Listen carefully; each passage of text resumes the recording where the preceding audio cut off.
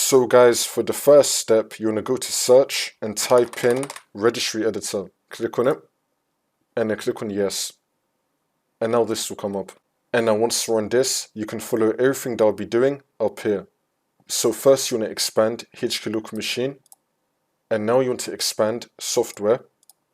And now you want to expand Microsoft. And now you want to expand shared tools. We're going to scroll down until we find shared tools. You want to expand this.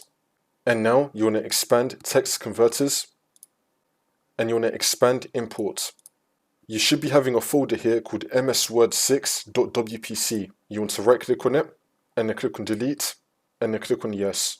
Also in the import folder, you might actually have a file called mswrd6.wpc here as well. If you do have it, you want to right click on it and then click on delete and you want to delete that.